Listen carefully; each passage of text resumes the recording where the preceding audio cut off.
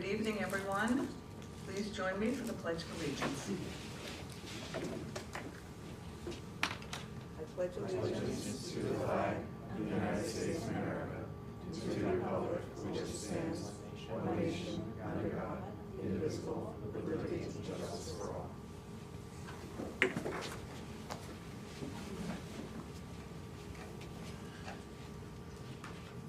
All right, I need a motion to approve the agenda for the business meeting of October 16th, 2023. Jay? Any discussion? All in favor? Aye. Aye.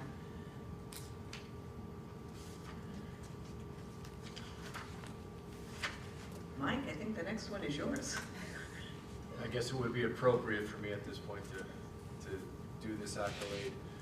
Yeah, it's an honor, and I'm happy to. This is Board Appreciation Week. I think this is an opportunity for school districts across the state, but more particular here in Greenville, to recognize often the unheralded work that the Board of Education does for its schools, for its community. And it's an opportunity to really thank you for the countless hours of hard work and very little, zero pay that you do.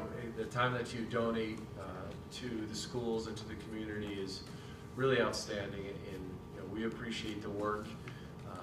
In my 2 years here, I've really grown to appreciate the work and the hard work that goes into the Board of Education meetings, into the preparation prior to the meetings. I think it's very valuable, and I appreciate the support. I know our faculty and staff appreciate the support, and I know our kids do. So I think we've got some certificates that we will hand out.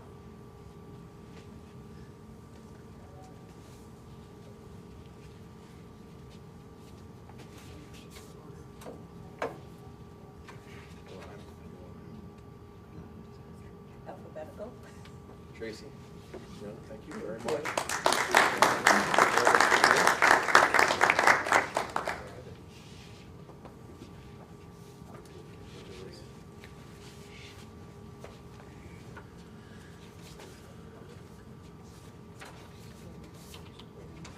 Jay, thank you very much. Eric, thank you so much for everything you do. James, thanks, man. Appreciate it.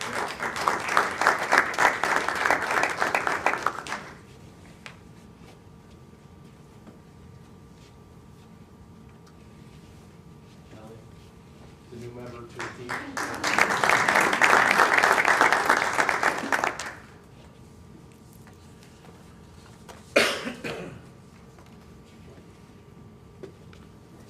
Again, thank you for all that you folks do. You are very welcome, and I would also like to thank Harrison also for being a part of the board, so thank you. Thank you. And I'm going to move us to the open forum.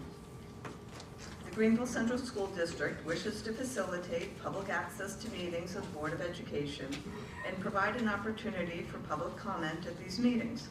Accordingly, the open forum provides an opportunity for members of the public to share thoughts about topics on the agenda. An individual's comments shall be limited to 5 minutes. Additionally, comments may be emailed to the district clerk, Daphne Pearson, using the email pearsond@greenvillecsd.org. In order for an email to be read during the meeting, it must be received by 4 p.m. on the day of the meeting and state that the email is to be read out loud. Emails shall be limited to 600 words. Please note that this is not the time to register complaints that need to be addressed confidentially through the proper channels. Remarks that might be considered defamatory, obscene, profane, stigmatizing, or otherwise impermissible in public forums are prohibited and will be declared out of order. Board members actively listen during open forum, but may not immediately respond to comments. Is there anyone that would like to speak?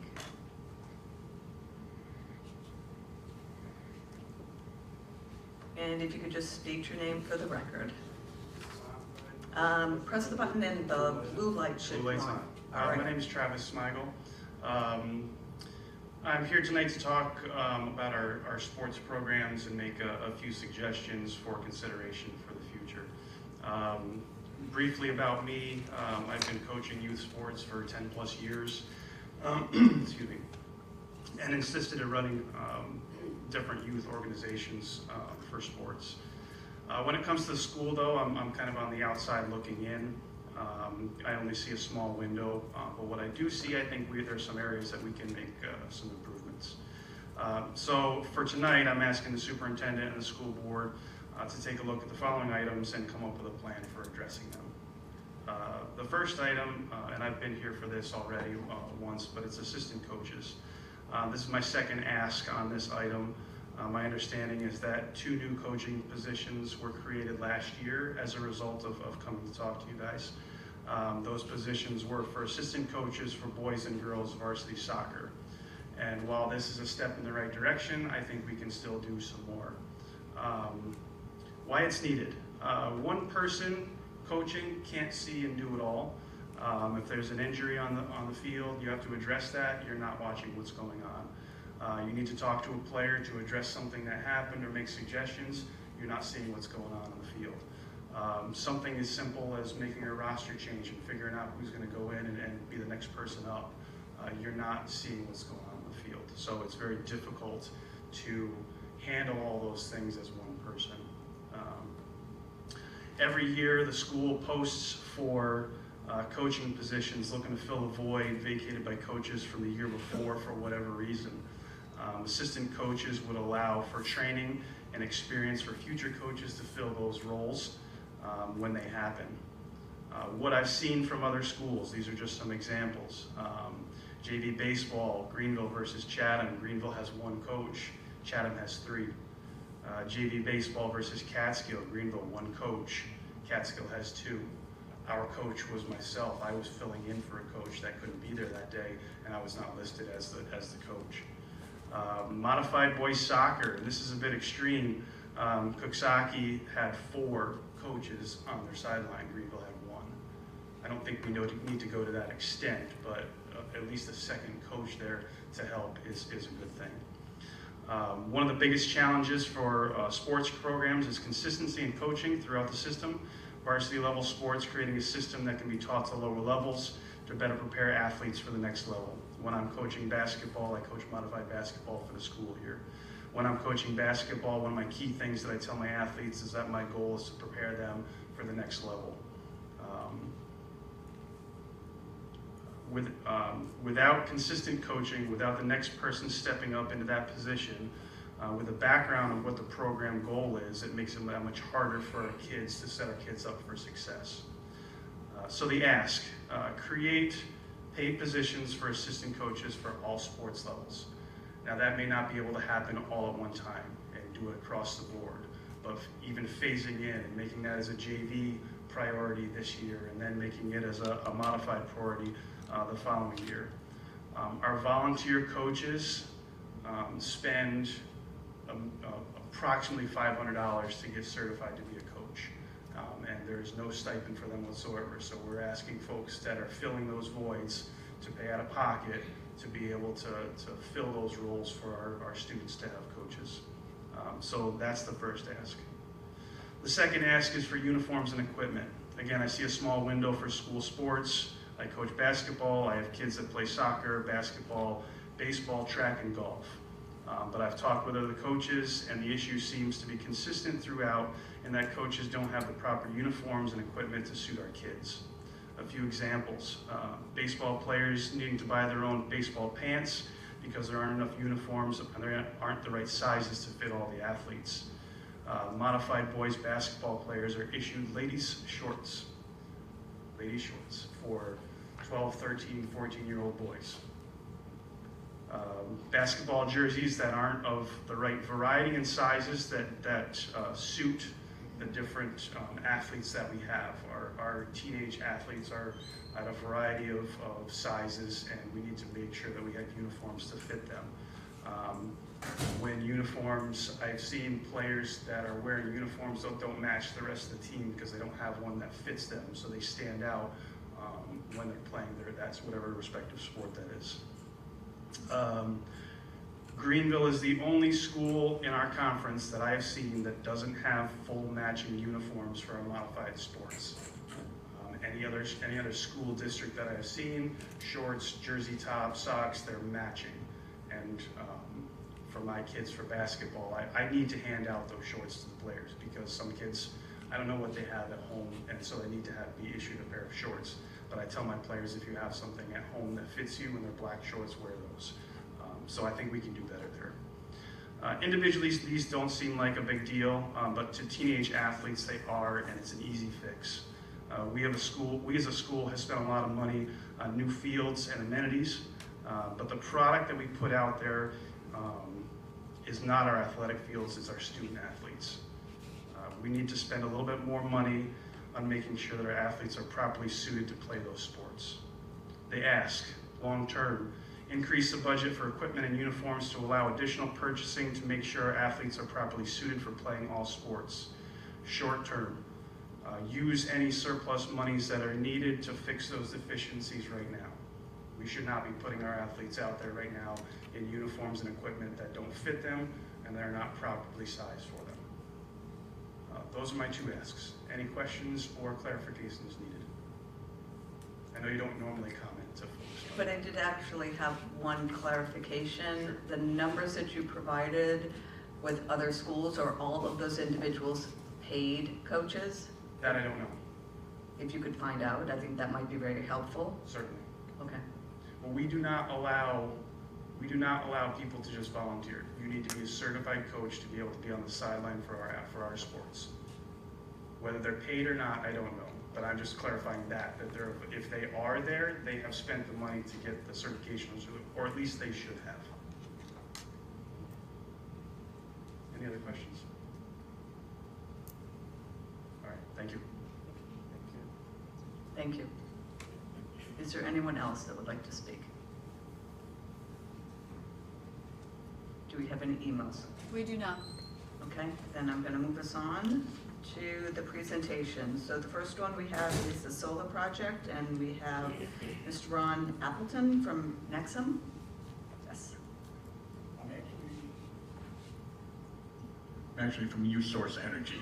Oh, I'm sorry. We're the energy advisor to Greenville, and there's a New York school group that we advise on energy policy, procurement, and opportunities in the marketplace, so on how to reduce costs for the schools.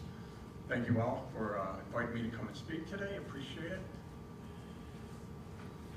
Like I said, I'm Ron Appleton, Senior Energy Advisor for U-Source Energy. We represent many different schools as well as manufacturing, hotels, housing, large users of energy particularly. And like I say, we look for opportunities in the energy space to reduce costs. And that's really what I'm here today to discuss with you. In 2021, we ran an RFP for community solar. Community solar is different from on-site solar. And it's different because you do not have a construction project. You don't build anything. You do not buy panels. You don't invest anything. There is no capital monies that would be required. You just connect, or not even connect. You become a subscriber to someone else's community solar array. Similar to what I've seen on my way in over on New York 32. That big, it probably, most likely, a community solar array. Now, why are all these arrays popping up? I come from Rochester, they're all over the place. Because back in 2016, then now former Governor Cuomo enacted a law called Reform the Energy Vision. And in that law, it says by 2030, 40% of the energy in New York State has to be produced from renewable sources. By 2040, no more carbon fuel, which is really in New York, is natural gas, fuel, electricity generation. So how do we get there? How are we going to get there? That's a law. How are we going to get there? This is probably the best attempt across the country to try to get to these decarbonization laws and rules that are being put in place. So that's why they're there. The opportunity is a NYSERDA-backed program. And NYSERDA, if you're not familiar with them, that is a New York State research energy association that essentially takes the money that is collected in each and every one of us, including schools, energy bills, under the system benefits charge, and use that money to incentivize people's behaviors, let's say, for energy efficiency, for, say, LED lighting. If you change your lighting over to LEDs, there was incentives. That actually comes from NYSERDA through sometimes a utility, but it's really an incentive program to get people to use less energy. Similarly, this is an incentive program from NYSERDA.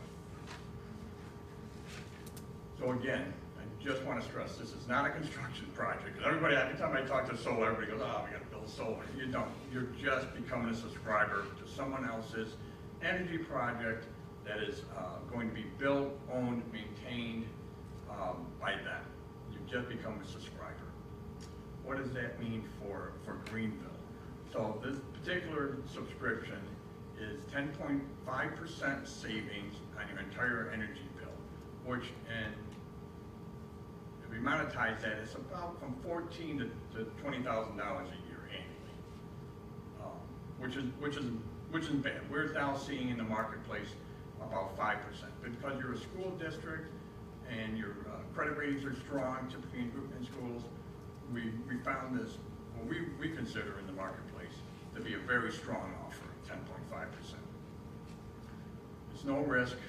It's a guaranteed savings. It'll never go to zero. You'll never owe. You'll have credits that'll build up over the summer, because as you can imagine, this is solar. The credits would build up, and it'd be rolled from bill to bill, and then used up through the winter.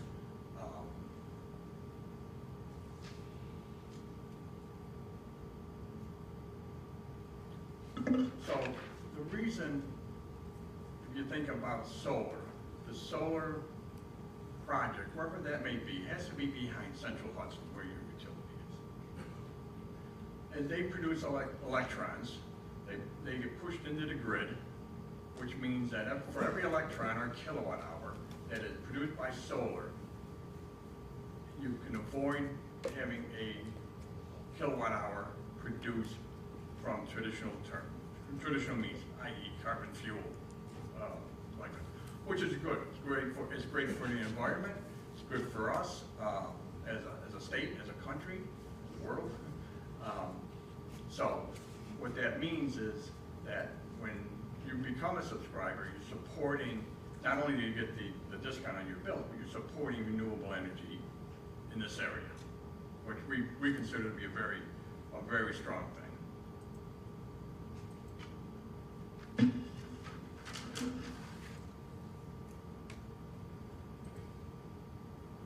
So the term is it is a 15-year term, okay? I wanted to point that out. With renewables, 5 years. The solar projects have a life of around 25 to 30 years. So they do look for longer term commitments because they're trying to get people that are going to be involved in that build program for longer term, because it's a longer term asset. They're very expensive assets to build as a generating facility that's connected to the grid. So it is a 15-year term. There is some clauses that allow us to cancel. We have, with Todd's help, we have had your attorney review the agreement, and I think he's approved it, right? Yeah. So I think that's it from my side. Any questions?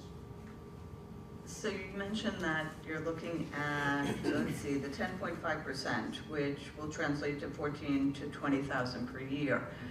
Now, is it the 14 to 20,000 then is fixed over the 15 years, or is it the percentage? So if the rates were to increase and all of a sudden our electric bills doubled, would it be the 10.5? It is a 10.5. Okay, all right. So to your point, if your supply rate goes up or your Central Hudson delivery rate goes up, you get the 10% off of the increase. And how are you able to offer that, I guess, is what I want to understand. So, like I said, this is a NYSERDA incentive program. They've collected the money through this. The system benefits charge has been around for, I come out of RG&E for 30 years. It's been around for 25 years. So that program is incentive. The way that all is structured is to incentivize people. So the money really is coming out of my circle, essentially us, right? Because we fund that. So that's where the money's coming from. Again, it's to try to meet these goals that are in the Reform the Energy Vision law that was put in place in 2016. Two clarifications. One, I heard you say 15-year term, but it sounded like you said 15-year term with renewables 5 years? Yeah. What does that mean? Well, because these assets, these solar projects, last about 25 to 30 years, they want to make sure that they've made it clear that, look, we want a 15-year up front. Then if the school wants to renew for another 5 years, it goes in 5-year blocks after that. Okay. They're trying to make it easier on you, to be honest with you. Right. To be fair, they started off with a 25-year term, and I said, I don't think we want to bring a 25-year term. I think that's too egregious for anybody to sign. So they backed off the 15 plus the 5. So it's 15 years with options to add 5 years afterwards. That's correct. And did you say, not to kind of repeat again, but the 10.5 is off the entire bill, not just the delivery or the commodity portion? It is, yeah. And how much would we be subscribing to? In other words, is it for the full demand or the full load or part of it? Yeah, it would be your full usage, which is a percentage of the output of the solar project, which I don't know the output yet. So it might be an agreement, I would call it. Okay. But to that point, are we capped? So is it up to X kilowatts or something? No. So if in 5 years with EV buses, then the need is greater, then we still get the 10% of a greater load. You will. As long as it's behind one of the meters here. If you put in a new meter, we'd have to look at that at that time. So it's only on the existing. So can you talk to us about putting in the new meter? What does that mean? So,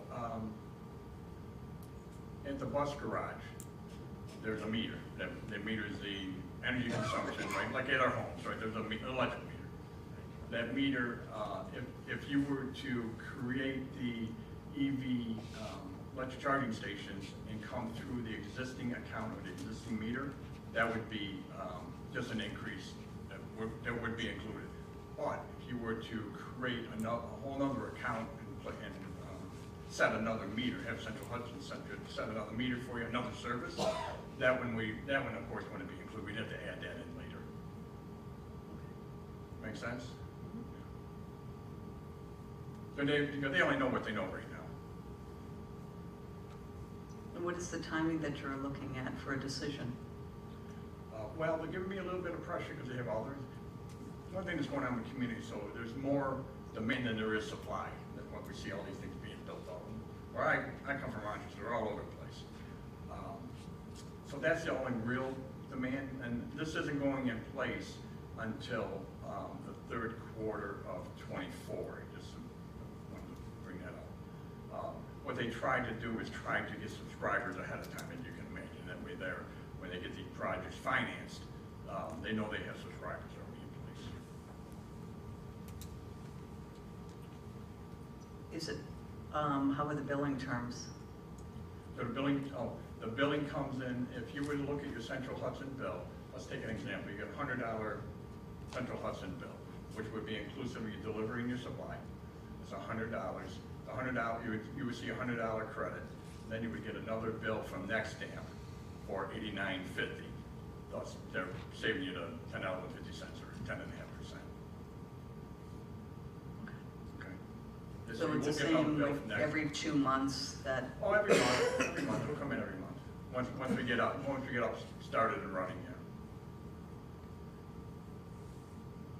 anyone else have questions? I just want to let each of the board members know that you have the sample agreement in your pile of papers to review. Okay, great. Any other questions? Yes, go for it. Well, no, I mean, not having seen the agreement, no. I mean, I understand it's in the packet, I haven't looked at it yet, so maybe we. Can you use the microphone because they can't hear us on the recording? Sorry, yes, no other questions. Thank you. Thanks. I'll just say, if you do have other questions, Jay, if you get them to me, I can connect you with Ron and get any questions answered. Thanks, Tom. You're welcome. Thank you very much for sharing this opportunity with us. We appreciate it. Teresa, it's an opportunity. I'm not here to sell you anything. My job as your entity advisor is to bring opportunities to you. It's your choice whether you want to do them or not, you know. But this one is just one of those ones that just glares school districts to me. Right. Have there been other school districts in our capital region, not just Greene County, that have already come on board? They have? Yeah. Okay. Thank you. Thank you very much. Thank you. Thank you, Ron.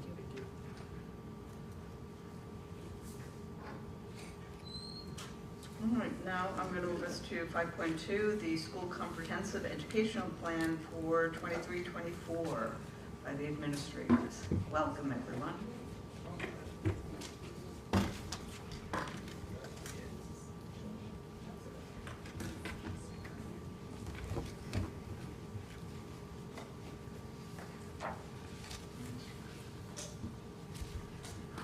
Good evening, everybody. Pleasure to be here tonight to discuss our continuous school improvement plans. Thank you to the principals and BLT members who are here to present tonight. Appreciate you coming out. So to begin with, why are we here? Well, in our school improvement calendar, we've designated this board meeting, the October 16th meeting, to be the time that we will tell you about the work that we have planned to do this year in the interest of continuous school improvement. Tonight, these administrators and their BLTs will present the strategies and the progress monitoring methods, as well as an overview of key actions that they are undertaking. Before we get to the presentation, just a reminder of some of the lingo that we're going to be using tonight and our focused and intentional acts of school improvement that we take together as an organization each year. So tonight, these teams will be presenting their BSIPs, or their Building Continuous Improvement Plans. They're made up of 3 goals and 4 different priorities, and they're supported by the work that we do at the district level. And the work that we do at the district level is guided by our DSIP, which is our District Continuous Improvement Plan. That also has 3 goals and 4 priorities. And it's connected, like I said, to the BSIPs, but with the purpose of supporting the work that these good people do in their buildings. Quickly to review our district goals. These have remained the same each year in terms of the broad overall overreaching goal. Goal 1 focusing in on curriculum, Goal 2 focusing in on culture, and Goal 3 focusing in on community. So as we've discussed before, you're going to see alignment between these district goals and the goals and strategies that these folks will be discussing tonight. So I will turn it over to Brian Reed and Jim Hutchins to discuss the middle school. Thank you, Mr. Berkshire, and again, I'd like to just thank Mr. Hutchins here, who's our middle school BLT chairperson, for all the hard work he does with our BLT, for joining me tonight, and we will kind of go back and forth a little bit with our goals here. So starting out first here is, all students will engage in relevant and challenging learning that will motivate them. Some of the strategies we've looked at this year in the middle school is, to increase student learning through the collaborative use of data. And, how we approach that is, data tells us a story. And, we felt kind of from our summer work where we really did a deep dive into a lot of the data we had, trying to figure out, kind of the root cause and problems behind things that, students aren't achieving sufficient rates of proficiency and mastery. And we felt that there may be inconsistency with use of formative data. How are we using that? Not only some of our big picture data like iReady, our state results, but then also just within the classroom itself.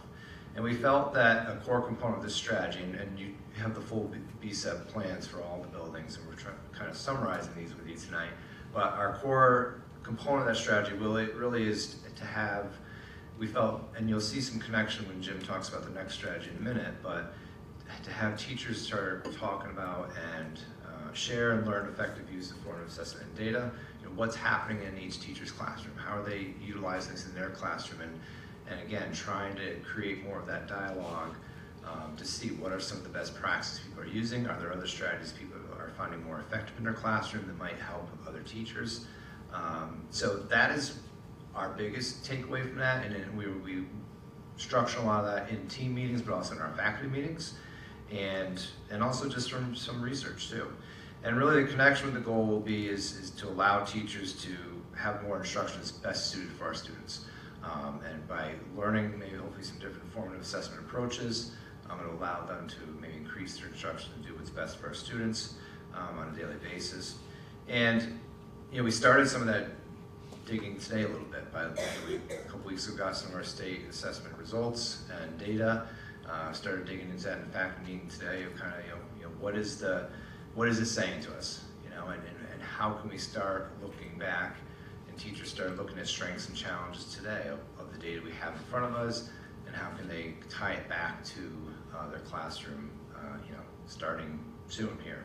And that's, data is tough to dig into. If some of you have been to our summer sessions, it gets very lengthy and detailed, but we have to keep looking at it. Some of the action steps with this strategy really is, we're starting out with kind of sending a pre-survey out to staff to really, look at how are they effectively use formative assessment. How are you doing it from a quantitative or qualitative standpoint? How do you store your data? Is it helping you change instruction in the classroom? So those are the things we're trying to gather initially.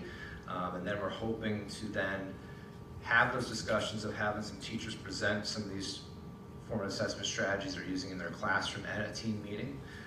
We'll gather some of that data to then hopefully kind of create a bank of strategies that people can look at, have some more discussion in our faculty meetings, but then also see how they're going to try to test some of that throughout this school year. And then at the end of the year, we'll do a survey to kind of see where they're at. Did they feel this was helpful? Are they feeling like they're benefiting from some of these discussions that are occurring with their colleagues? So again, it's trying to just provide some more structure to our conversations.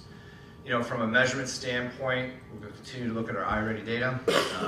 Mid-year, trying to make sure we're at 50% typical growth. The end of the year at 100%.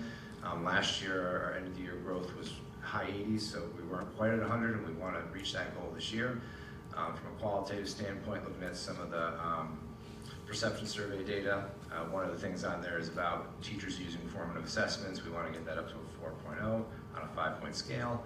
I think it's in like the low 3s right now, so that was something that we had looked at and we dived into the data here this spring. So again, we hope this will be an effective use of it. We will definitely be reporting back to you throughout the school year, but I want to turn it to Jim at this point about the teacher peer coaching, which will also allow our teachers to see some of this formative assessment. So the premise for a lot of this stuff that we're talking about is that teachers, speaking as a teacher, you're more likely to listen to suggestions and strategies from teachers in the same building as you, because they are dealing with the same population and they're dealing with it, so there's an authenticity to learning from each other. That's important. The second strategy with this is the idea of teachers learning from each other, not just in the formative data, but in classroom visitations. And I want to give credit to the high school BLT for doing some of the groundbreaking work on this and sharing some of their resources with us. So the idea for this is we have put together a survey form for teachers to fill out if they're either A, interested in hosting a classroom visitation, or B, they're interested in visiting a classroom, or both. Specifically asking, if you're visiting, what's something that you're interested in seeing? If you're offering to have people visiting, is there something you're interested in showing? And an example of that could be the use of formative data, so that could be another way to look at that. Then there's a form we have for them to collect notes when they're visiting. And then there is a form at the end, a Google form, to talk about how worthwhile the process was, getting their feedback on that. The initial thing we're going to do is share these ideas at a faculty meeting and get their feedback on it before we actually implement it, because that always increases buy-in if people feel like they have a chance to weigh in on something before it's implemented. And the measuring success for this is the same things Brian just talked about, because this, if we're learning the best from each other of how to do instruction, how to do assessment, how to run a classroom culture, all those things, then we should see positive results in all the other metrics we look at, like the iReady. Moving on to goal 2.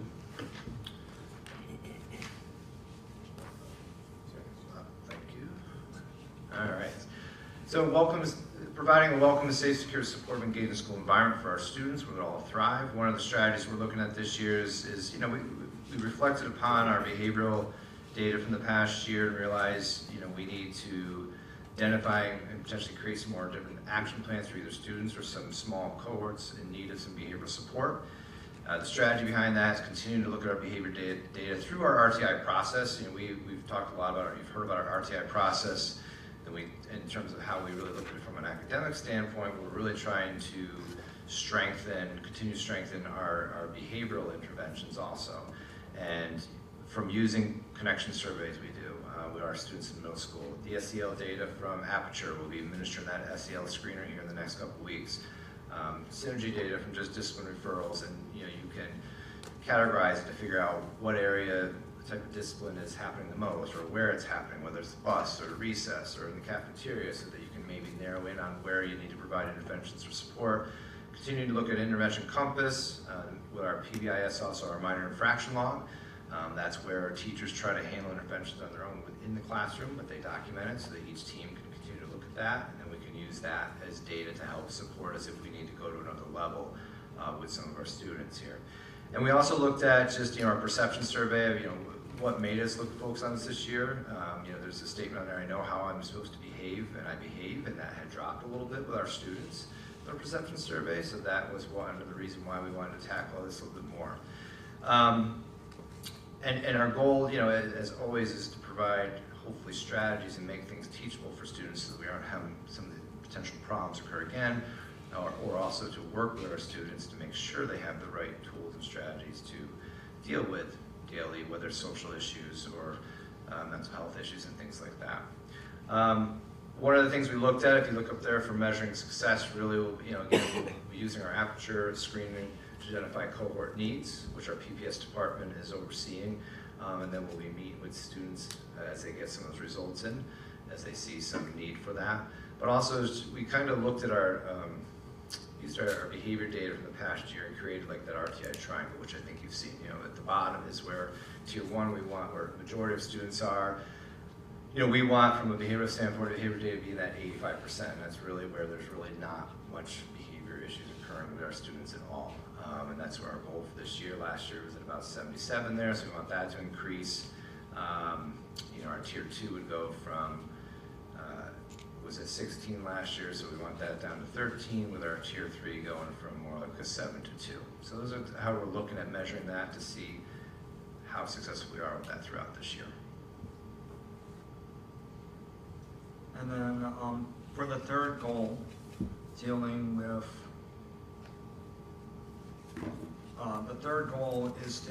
partnering with the families and larger community to improve student learning and well-being. And when we met over the summer, we really thought about what's a root issue with this. I think that the communication that's happening on a larger level with the addition of Sierra Pizzola has made a big difference. I think there's a lot more communication going out there. But when it's communication directly between teachers and other people working with the students and the students' families, there's still some issues with that. And so what we identified as a strategy is the communication doesn't work if you don't first know how to communicate. So it's on a grade level team level, trying to identify the preferred method of communication for each family.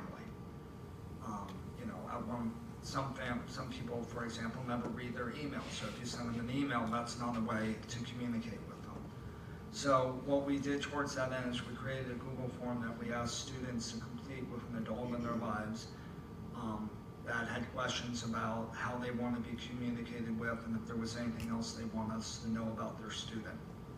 And we are using that then to populate a Google Sheet with the preferred method of communication. And then as we learn new things, as people's preferred method of communication changes, then we can update that, and that can be shared not just with the grade level team, but with administrators, the health office, guidance, other people, and if we're all using that same document. Right now, it's, it'd be like in a team, me saying I can't get a hold of someone, and someone else saying, oh, have you tried this way, because I've gotten a hold of them. But that's very ad hoc, so the idea is to make this more systemic and more consistently used. And our measures for success is that, first of all, we see this Google Sheet being created and being used. The other thing is that, once again, on the perception survey, that we see an improvement on the results on the parent-family one, that I feel informed about my child's progress.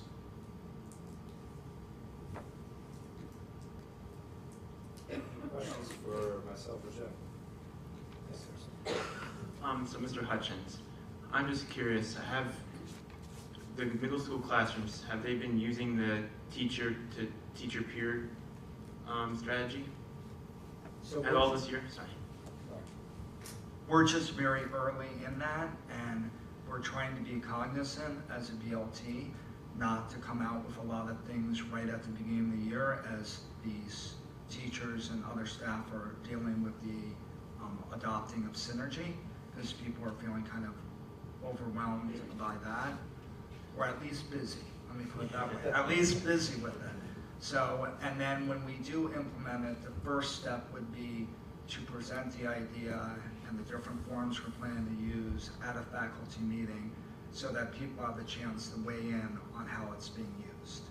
So this is first year we're going to be doing this. If it's successful, if this end of the year survey results show that people think it's worthwhile, then we'll be using it going forward too.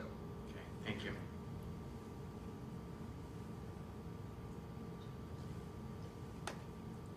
And now Pass it over to the high school BLT, Ms. Corrigan and Ms. Schultes.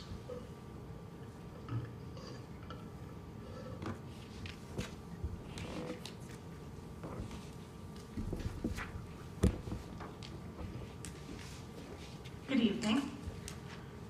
At the high school level, to support the district goal that all school students will engage in relevant and challenging learning that will motivate them to be collaborative, creative, and inquisitive, the high school team has come up with two strategies. The first strategy is something that came up in discussion this summer by some members who attended a superintendent's conference day workshop with some teachers from Hudson last March. The science teachers were asked to go attend this presentation. It was led by a living environment teacher, a master teacher that I had worked with when we had gone through the program together. But really, it wasn't science in nature. It focused on engagement strategies that this group of teachers had been using within their classrooms to get all of their students engaged, or improve the engagement of all of their students. As a result, we had a discussion about this this summer and thought that it would be something that all of the high school teachers would benefit from, and in doing so would build up a toolbox of activities that teachers could go to try to get a single student engaged or to try and get a whole class engaged.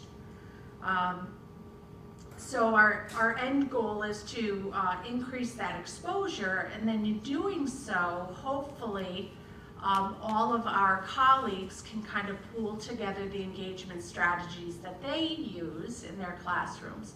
So in turn, kind of building up that toolbox that we're hoping to just equip with the basic screwdriver and perhaps a wrench. in terms of measuring for success, we're hoping to see student improvement in both proficiency and mastery on exams, better understanding of the social emotional learning standards, and then we also like to look at the perception survey responses as well, hoping to see some improvement in some of their feedback. Last year, we also, we had started with this collaborative classroom visits. Middle school has a different approach on the name, but for the most part, same idea. This was an idea that we had thought about both because we attend a lot of different trainings, but we never really have the time to kind of roll it out. So this would give us the opportunity to kind of roll it out in a safe space in our classroom, but get feedback from our colleagues. Or if somebody has experience with trying a different technique in their classroom, then we could kind of go observe that in progress to kind of build up the confidence to then move that forward. We did some planning last year, and then I had gone into a couple of colleagues' classrooms to kind of test out our process. And I know I look very young, but I have been here a while, and I'm glad to admit that I learned a lot from visiting my colleagues on that day. When I visited a math class, I used or incorporated a quick formative assessment trick with the technique they used was the thumbs up, thumbs down, or kind of like in between. I amped it up by incorporating some math, and so we do like 5 or 3, or where we're kind of, so I like to be competitive with my math colleagues. And in another classroom, it was a science classroom that I had visited, just kind of seeing how they set up for lab activities, and is there anything that I could take away from that experience to kind of streamline my process and make it a little easier for my students as they kind of transition from one activity to another. Unfortunately, last year, by the time we got through all of the setup part of our process, we kind of ran out of time. We were up against May, where a lot of testing had started at the high school level, so we didn't really roll it out. So this year, we're really hoping to roll it out to our colleagues, hoping that they will come on board, realize that it's not an evaluative process, that it's really a learning process, and it's great for our students to see us in that, with that lens as well. Like I like to share with my students whenever I attend any kind of workshop, because I have a lot of learning to do because I am quite new here. And young. I do like that we coordinated our outfits too. We get bonus points for that. So that is our hope with goal 1. Okay. So goal 2, this is focusing on our environment. And so what we're doing at the high school is similar to what the middle school is doing. We're using behavior data to identify and create plans for students or cohorts in need of behavioral support. So what does that look like at the high school level? That looked like us sharing behavioral expectations with every stakeholder in the building, in addition to parents as well too. So what I did is part of my welcome back to school, I go to I visited all the English classrooms and did kind of like a little presentation with everybody. So I incorporated a lot of the, not only welcome back and get involved, but here's what we expect of you. It alluded to, or it brought about a lot of great conversation in English classes as well. So we did that. Part of the process too will be reviewing bi-weekly data, just like the middle school had mentioned as well too. Not only will we be using data from Synergy, but Intervention Compass is kind of like where we house like a lot of our data. And I learned today from Ms. Macaluso that instead of having to pull 3 different reports from Synergy, from Intervention Compass, I can pull everything, attendance, academics, and referrals all into one report. So she just made my life a whole lot easier. So thank you, Melissa. And we'll be reviewing that as a team, like as an RTI team. I meet with the PPS members every Monday, so we'll be reviewing this data bi-weekly, and we'll also have quarterly data updates as well too. If some of our students are seeing a pattern with them, this is where we can put a whole bunch of different interventions in place. But one of those interventions is definitely contacting home and getting the parents or guardians or other family members that the child lives with on board with our plan as well too. And then for measuring success, how will we know that this has worked, what we're doing? So a large number of our referrals last year, there was 182 out of our 457 referrals that were for skipped classes. So that was 30%. Uh-oh, battery's running low. Thanks, Todd. That was over 30% of the referrals that were written last year. So we want that number to go down. We want students to attend class regularly, and hopefully too, this connects to our goal 1 with what Brenda had shared about the engagement. If students are engaged throughout the class, they are less likely to skip that class. Some of the other things we'll know if it works is we'll see an increase in some of our responses from our annual perception survey all around from faculty, students, and staff. And then goal 3 is the communication piece. So how can we communicate? Again, I have to echo what I believe it was Mr. Hutchins brought up about Sierra Pizzola really helping with the communication. Anytime I email her and say, hey, I need help sending out like this piece of communication, she's always up within like 30-40 minutes to assist me. We really want to use Synergy though. It's a platform that all of our teachers are going to have to use anyways. Parents use Parent View, students are going to use Student View. So we figured that could be our single mode of communication. So it's a little bit different from the middle school, and the reason being is that at the middle school level they have teams. There's the 6th grade team, the 7th grade team, the 8th grade team. Yes, we have grade levels at the high school, but that doesn't necessarily mean that all 9th graders are only in 9th grade classes with 9th grade teachers. So it's not really as nice. It's a little bit more messy at the high school. So if we use Synergy as the single mode of communication, teachers and parents and family members will be emailing one another back and forth from that.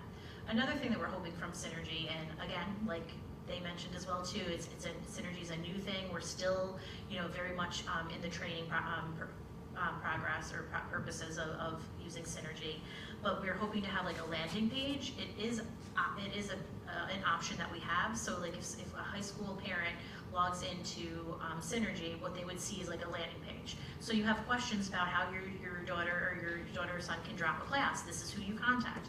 You have questions about your child missing 3 days of school. Here's who you contact. You have a question directly related to your student's science teacher. Here's how you contact that person. So it's more of like a navigation, like landing page, like a one-stop shop. Because there are a lot of questions that the secretaries get on a regular basis as to who do I need to contact if. So we have that single mode of communication, all parents know, start in Synergy, here's where you can find out some additional information. That's what we're hoping for.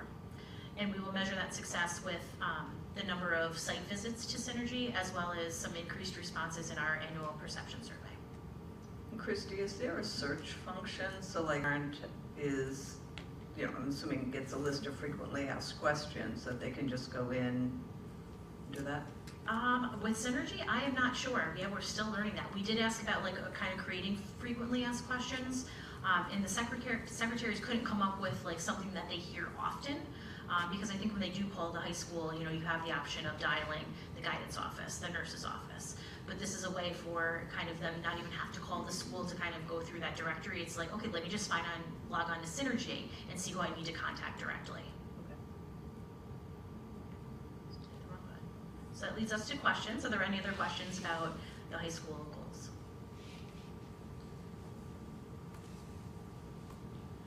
All right. Thank you. Thank you. Thank you. Elementary, come on down.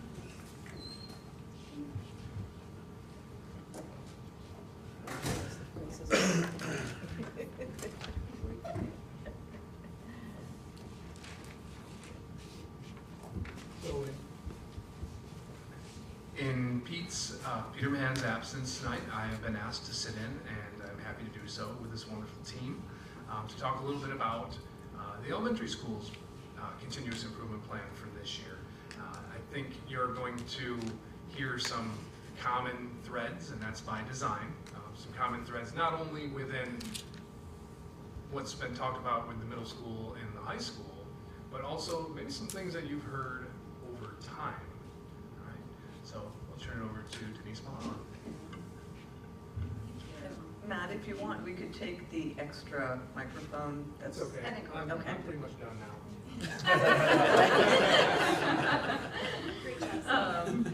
All right, good evening. Thank you for having us. Our elementary school goal number 1, very similar to the other buildings, is to have students engage in relevant and challenging learning that will motivate them to be collaborative, creative, and inquisitive. So at the elementary school, we are really working with an alignment process of our curriculum, K-5. I think our coaches and having our coaches in our building has been key to helping teachers set goals and collaborate and talk through our curriculum. We are finished with 1 round, I believe. All grade levels have met with ELA coaches already this year, where it kind of goes with our second strategy of looking through data. So we spend that half day looking through some data that we had from last year, and then really targeting where in our curriculum we can try to meet and improve the data at different points, whether it's New York State testing data, iReady data, classroom data that we had from assessments that we use in class. We've also tried to build common assessments, so we've kind of done this in math because it's just easy. It's a chapter test that we have, but really for ELA it's been a little bit more challenging. How can we make sure we are assessing in my classroom the same way that Mr. McElway is assessing in his classroom. So our coaches have been really key in helping us to come up with and create some of these assessments that we really already have. We just didn't necessarily think to use them as an assessment. This also has helped in creating our new report cards. So this year we also have began last year, but fine-tuning the new report cards that Adrian will touch on maybe a little bit too, because it's really to help parents understand. The elementary report card was cumbersome. If many of you have looked at it. There was a lot to fill out on this report card, and it made it difficult for parents to always really kind of get the gist of what's going on in class. So working again with the coaches, trying to align the curriculum with the report card a little bit better is something else that we have gotten pretty much ready to go. Moving forward, we are looking to integrate our ELA with our social studies and science curriculum a little bit more. Kind of goes back 10 years, I think, to what we were doing, but bringing back that concept of building background knowledge for students, which is something we're not seeing them have as much of as maybe in the past. So really also working on grade level maps for science and social studies and how we can integrate our ELA, writing, reading, so that it all their day kind of all makes sense. That's not so, this is our reading, this is our science. If we're reading about science, it just makes more sense for young kids. So we are definitely, I think, on the right path for our goals this year. And then Christine Carey will talk about goal 2. So I have goal 2, my favorite, culture, which to me is classroom climate. And a substantial amount of research supports the idea that building a strong classroom community with a greater focus on building strong and meaningful relationships promotes and improves collaboration, friendships, inclusion, and that overall means better learning opportunities and more focused instructional time. So it starts there. First few weeks, building a classroom climate.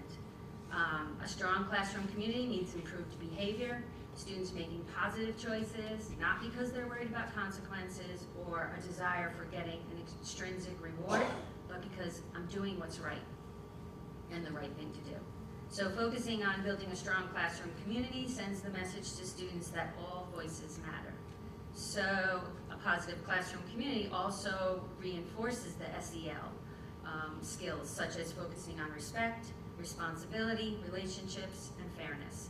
So a few examples of activities that we've made a priority in the elementary, school-wide, would be housing or conducting a classroom meeting, all of our responsive classroom steps. So new teachers receive the first 6 weeks book, they get a mentor, they get some training, and then returning teachers are encouraged and expected to continue that responsive classroom model.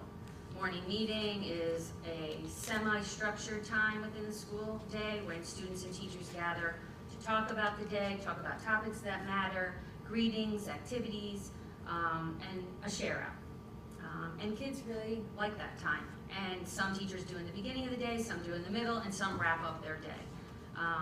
But it really builds a lot of skills amongst that. We also practice among the whole school-wide growth mindset and mindfulness. This is a self-regulation strategy which helps students remain calm and controlled and focused on positive classroom climate. Students understand that there are times when they can feel deflated, but that it's important to remember, to remind ourselves that when we approach failure, you can say something like, I haven't reached that yet, instead of any negative self-talk that can creep in. We also do bucket fillers school-wide, so students learn how to fill each other's bucket. It could be individual or whole class expected behaviors such as following rules, watching out for each other, helping, academic expectations, the list can go on. Students can be caught filling a bucket within the classroom or outside. Students earn a pom-pom that goes into a bucket and they receive recognition school-wide over the announcements. I believe they even get a certificate to the school. Yeah. Within the classroom and out, we also are nurturing, which is a big topic for us, executive functioning skills. We are finding students coming in lacking a lot of executive functioning skills, which include a lot of mental skills like self-regulation, working memory, flexible thinking, self-control. Some specific examples might be learning to plan ahead, staying organized, following multi-step directions, remaining focused during distractions, and setting goals for themselves. All these skills are some examples that are very important, and the BLT as a team is working on compiling, planning a video resource for teachers to provide that can be an interactive model to help demonstrate these important skills. Individually, classrooms do reflection time, show and tell, game time, cooperative building, team building. As we head into the winter and spring, areas of focus within the 3 tiers that we are continuing to establish are working with our admin, our PBS, and teachers on how to address student expectations. Tier 1 will continue to work with responsive classroom and growth mindset and zones of regulation and character assemblies, guiding students with expected behaviors. Tier 2, specific skills supported by the PBS and our Character Ed Committee, and will be taught through responsive classroom and executive functioning skills. Tier 3, for those teachers who have sports with high needs, who have received 3+ referrals, or who have trauma experiences, which we are seeing a lot. These teachers are working with Jen Machant to develop plans with expectations for, let's say, Jen coming in doing a first round observation. Then from there, meeting with the team, the teachers specifically, to set some goals, plan out, and then coming back finally maybe for a final observation where the team can be debriefed with her. And that's it. I'm Aileen Raw. I'm not going to talk to one. You did a good job. So our goal 3 has to do with partnering with families and the larger community to improve student learning and well-being. It's a continuation of our strategy that we used last year, where we want to provide families and caregivers clear and concise access to information. One area that we changed for the better last year was having one central location where we had family communication, and that was through the platform of Seesaw. And we had great talk about it, and we've noticed that through doing that, we have more communication, more parents are involved online, and Sierra created templates for us last year, bi-weekly newsletters that every 2 weeks, the teachers, the team send out a newsletter for all families to see. Another great thing, if you don't know Seesaw too well, it's a great place to provide pictures, videos, parents and teachers can message each other throughout the day, and you even have it on your phone. I have it on my phone. If a parent needs me, I get a notification, and it's a quick way to get back to them right away to ease their mind if they have, a worry or a question that can't wait until the next day. So it's been great. Now this we measure the success of the parent survey, and even though this wasn't very low on the data, we know that our communication to families is one of our most important jobs, and we always want to be one step ahead to make sure that there's always the most communication. Another way that an upcoming event that we're still working on is to navigate the new report card. We just had curating workshop today on Synergy, so we're learning as well. But we would like to send out like a video how to understand the new report card for families, and that'll be coming up before the report cards are sent home. And we also would like to do, that's in progress, is create a year-long map for parents about all clubs. We've noticed that when club permission slips start coming home, they tend to overlap sometimes, and it doesn't reach all of the population. So to make it easier on families, our goal for this year is to create a sheet that has all the different clubs for the year, grade levels, and when they're offered ahead of time. So parents, don't have to have any questions about like, oh, is this club going on this time, and I don't think my daughter or son can join. We felt that we found that a lot of students are being left behind because they're missing those permission slips, or they're just confused. So that is one of our biggest steps this year that we would like to take as well. I just had a quick question for report cards. Do paper copies go home to parents? Yes, I believe, yes. Okay. Yes. Yeah. So, any questions for the elementary team? Thank you. I don't have a question, but I just want to thank all 3 BLTs. I watched the work this summer. It was fabulous, and I love these goals. I think you guys are really doing an amazing job, and I really appreciate that the goals are being built by the teams. I'd like to thank Melissa for being a big part in helping since Peter's out. So I'll say it over the microphone so it goes on public record. The elementary school BLT would like to thank Mrs. Macaluso for the work that she's doing in Mr. Mahan's absence. She's doing a fantastic job. Thank you, everyone. So next steps, where do we go from here?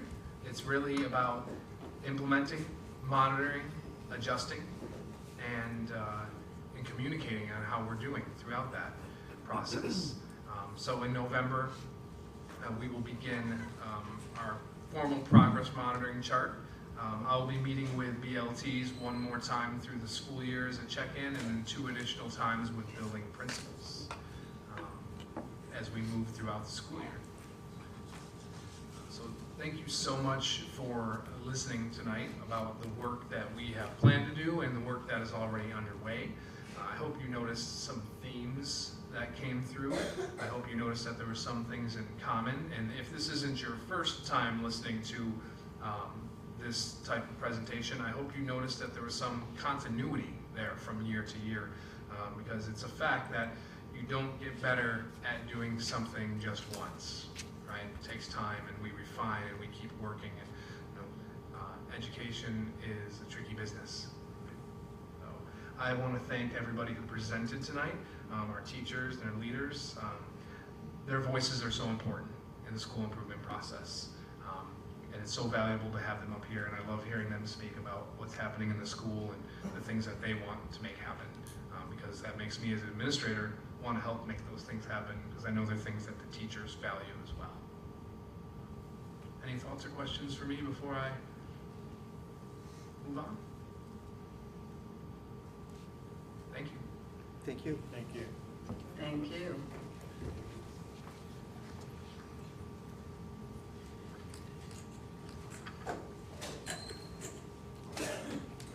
But Matt, where are you going? You got to come back.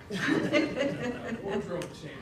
Oh, there we go, okay, fair. All right, so while that's happening behind curtain number 1, Matt will be transitioning to a different hat with providing us a summer school update on this past year. So once you are ready. And I do just want to take a moment to thank the BLTs and Matt for the work that he's done, transitioning into this position from the K-12 principal into this position. I think he's done a wonderful job in keeping the synergy and keeping everything going in the right direction. So thank you. Thanks, Mike. All right, so tonight I was invited in to do a recap of our summer program. Back in, I believe it was the end of June, I did a presentation to the board about what we were hoping to do with our summer tutoring program. We were trying something a little bit different. So tonight, just an update on,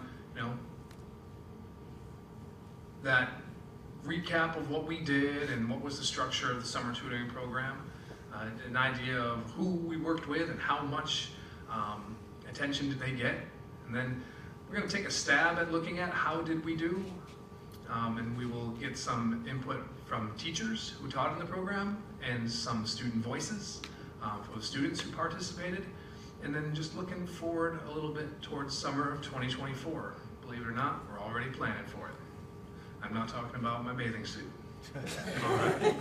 So, just a review of the research. These were some of the points that I had gone over back in June regarding summer slide and do students in fact move backwards over the summer? Because we all have a gut feeling about it, but there's actually people spending a lot of time researching, does this happen and to what extent does it happen, and which subject areas does it happen, and how much slide happens. So there's a lot of research out there, and the story is still pretty mixed, especially in the early grades, but one thing that's in common is that there are consistent drops in grades 3 through 8. That's pretty well established. Another point that's pretty well established is that math has typically larger drops than reading. And one of the data points that is specific to our school district, I found some research that connected to iReady, and the decline in iReady scores over the summer equates to about 7 points on their scale score for math of a drop, and in reading that stays about the same. That's the research that was done. So we'll look a little bit at how our students did on iReady. Looking back, a goal of our summer tutoring program was to prevent the slide, right? To prevent loss and achievement of reading, writing, and math over the summer months while school wasn't in session. Not so much as, hey, let's get these students in here and get them caught up. It's more of, hey, let's get these students in here and not let them get further behind. So how did we do that? Well, we used a summer tutoring format, which was different than what we had done in the past. And that had small groups, about 1 to 4 students. And they had 1 or 2 hour sessions for our elementary schoolers, maybe 2 or 3 days a week, depending on who the tutor was. The middle school, they had 1 or 2 hour sessions in grades 6 to 8, 2 to 4 hours a week. Some students even longer, like students who went to more than one subject area. We had certified teachers working, we had certified teaching assistants, and generally tutoring took place from July 10th through August 21st. There were some breaks in there for certain tutors who took a trip or a little bit of time away. Some breaks in there for students who took some trips and some time away. We did not have transportation available this summer. The students who were invited, we invited all students that were on the intervention caseload at the elementary school. So all the students who are what we call our focus students, our students who are getting the most attention for reading and math intervention. Students with disabilities were referred by special education teachers. And in the middle school, it was students failing a course and or students who had a teacher recommendation that they participate in summer tutoring, that they would benefit from that. So here's what happened. In grades K through 5, we had 10 teachers, 2 TAs, We tutored 43 different students, and those 43 different students had a total of 435 sessions that were offered. Out of those 435 sessions that were offered, 363 were attended, which gave us an attendance rate for our elementary summer tutoring students of about 83%. At the middle school, we had 7 teachers and 1 TA. We were focusing on 21 students. There were 283 sessions offered and 300, I think I may have made a mistake in there. 311 sessions attended, so maybe it's the other way around. 91% attendance rate for grades 6 through 8. Important to note that depending on who their tutor was and what they were available for and what they felt comfortable making a commitment to, that there was some variability in the frequency or length of the tutoring. Generally, elementary students, about 2 hours per week, and some middle school students went up to 4 to 8 hours per week, especially students that were being asked to come in because they needed to do credit recovery. So they were the students who were spending the most time there. Matt, a quick question. So with the attendance rate, because we didn't offer transportation, do we have any way of qualifying, were there students that would have participated but did not because of attendance? So I'm assuming that they would not even be factored into this, is that correct? Right, they never even made it onto the roster. There certainly were parents, we reached out one-to-one with phone calls and text messages to people, and I definitely had parents who wrote back to me and said, yeah, I can't do the shoveling thing because I'm gonna be at work and they're home with, their grandfather and so on and so forth, that sort of thing. So the transportation did have an impact in terms of who accepted, I believe. Okay. Yeah. Matt, I have a question on the attendance as well. When you talk about the attendance rates, you mentioned that there were vacations taken into account and stuff. So does the attendance rate for when they were supposed to be here and they weren't, or is that an overall in that 6 weeks, regardless of the reason? So it includes some of those times where, hey, we're going to New Jersey this weekend. Okay. We're not going to be there on Thursday or Friday. Important to know, for the middle schools, some students reached a point where they said, the parents had said, we'll be done tutoring on August 4th, for example, because we're going to be going away. We ended the students' enrollment in the tutoring, and the teacher marked on the attendance, done tutoring. So I didn't count that person as absent because they had informed us they're not coming anymore. Yeah. So how did we do? So always trying to monitor effectiveness of what we do. And I just want to know, this is particularly tricky. What I'm doing here, I'm taking a stab at this. We're dealing with very small groups of students, and it's not an exact science of how we did here. But I think it's important to do this and to look at it the same over time and see if we see consistent scores like this or changes like this. So looking at iReady, we talked a little bit about what the researchers' data said happened with iReady. That's math typically drops and reading stays about the same. So for 14 students who took iReady in June and September, so that includes 5th graders, 6th graders, 7th graders, and current 8th graders. With 14 of those students, or 8 out of 14, about 57% of them actually had an increase in their national percentile rank and their scale score for math. So they kind of bucked what the research said. And I tried to compare that to how we did as a middle school, because the elementary school is just finishing up their iReady and I didn't have that data yet, but the middle school, we did drop a few points. Kind of in line with what the research said. Between May and September, our scale score did drop. So interestingly enough, for math, as a district, we line up with what the researchers found nationally happens this summer slide, and about a little over half of the students who came for summer tutoring didn't have that. So interesting. In looking at iReady for ELA, where the research there says that typically it stays pretty flat. We had about half of our students who took the assessment in June and September and were members of the summer tutoring crew. Those students actually increased. And as a district, we actually had a slide from our June to September median scale score for iReady. Matt, for the iReady, do we see the decline in any particular of the 6 or 8 subcategories, or it's all over the board? At And this you can get moment, I back to couldn't, me. yeah, I would Yeah. have to dig deeper into that. I was really just looking at this scale score number because that's what the researchers had pulled, and I was curious, hey, do we, you know, or is our pattern look like what the research said? Yeah. The other area that we wanted to look at was oral reading fluency. And we're really new with working with oral reading fluency and kind of understanding all the nuances of it.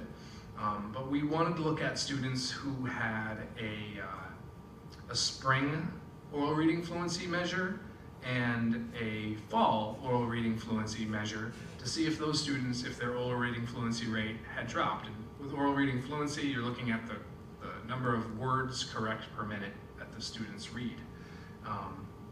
So at Ellis, overall, all students having a spring and fall oral reading fluency score, about half of them had a lower score after returning to school. Of our summer tutoring participants, more than half, 68%, had a lower score. So one thing that we're learning here about oral reading fluency, you know, we're still learning about these patterns. We're testing at different grade levels, so there's different levels of text complexity. So maybe difficult to compare, but important nonetheless, I think, to look at this measure and so it's something we can replicate and continue to look at in the future and see if that is something that continues to happen. But the oral reading fluency indicator, just looking at this data, that doesn't look particularly positive.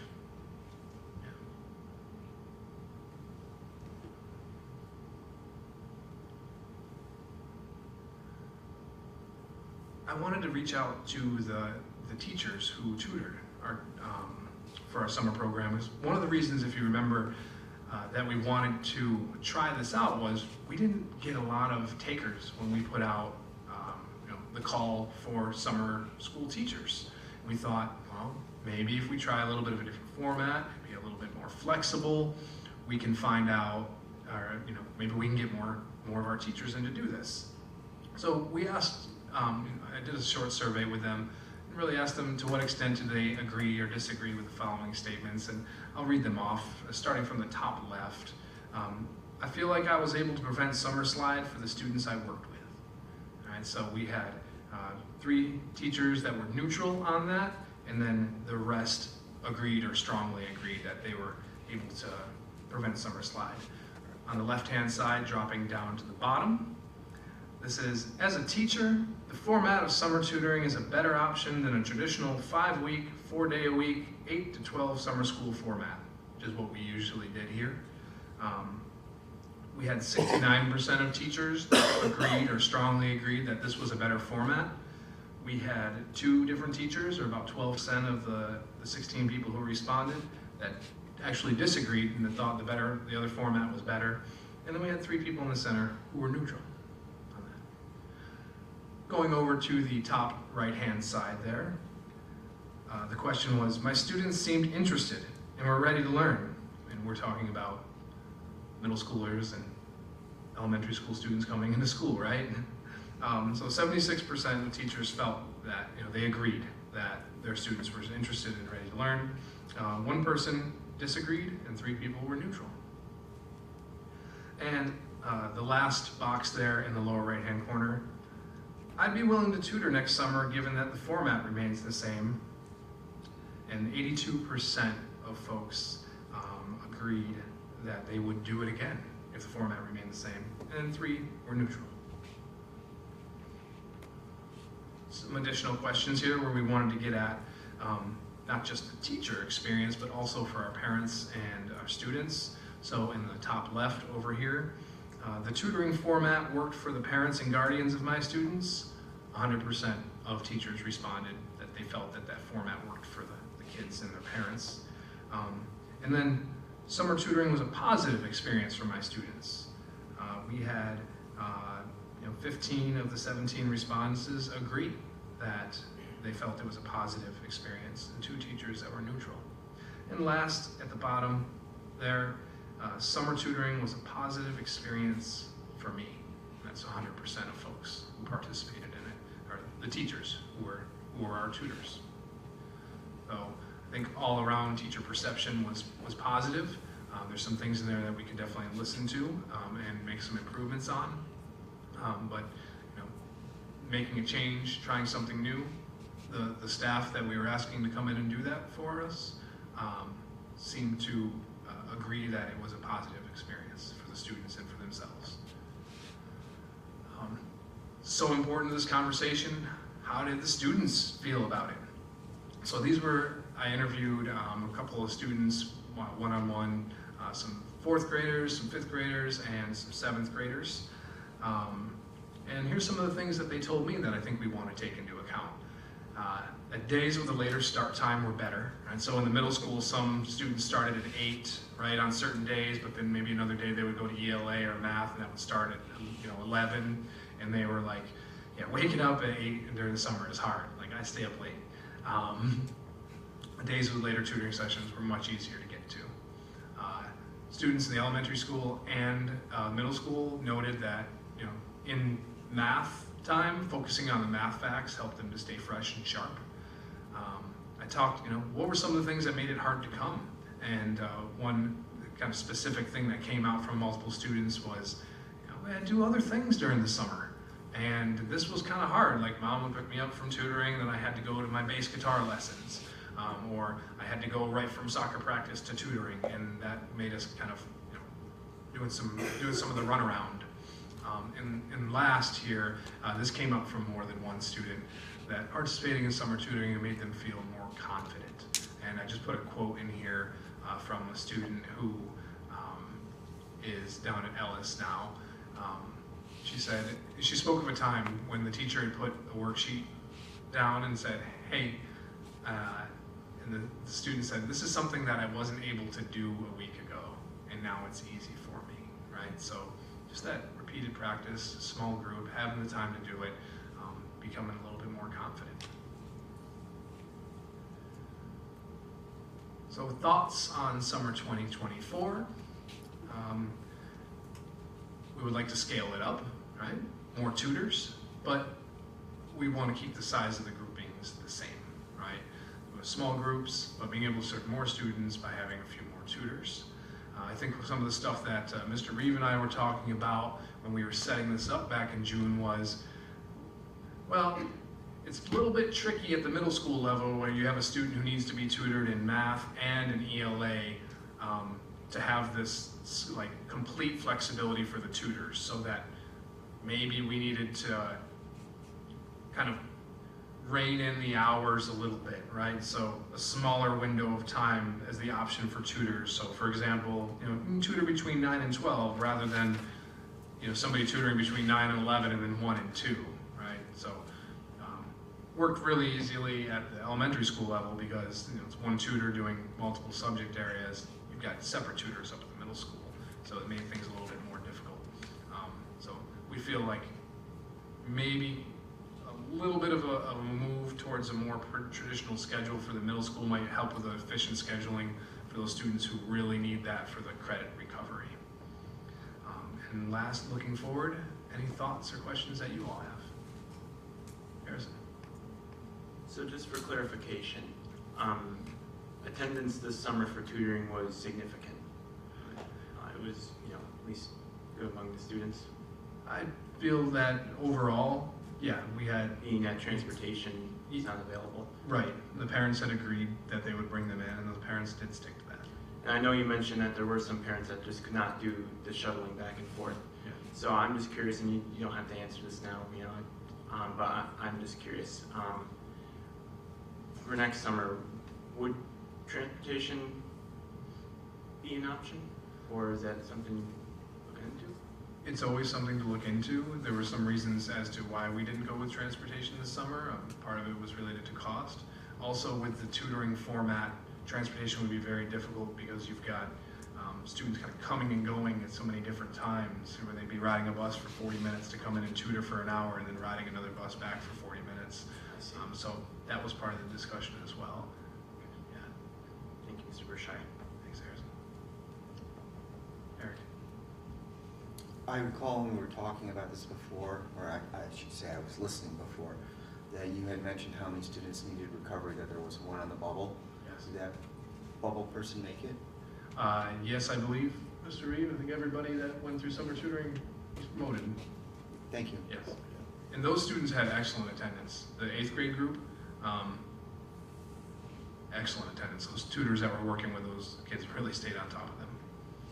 Yeah, is there any consideration about the high school level? Was there anything done this summer, and is there any consideration for next summer? This summer we were doing Apex credit recovery, which is the same pattern that we've done in the past. We plan to continue that in the summer of 2024. Is the Apex more independent, or do they come to school for the high school? It's more independent, but they have a teacher that is a point of contact for them, that supports them. Christy, is that accurate? You want to add to that? Go ahead and add.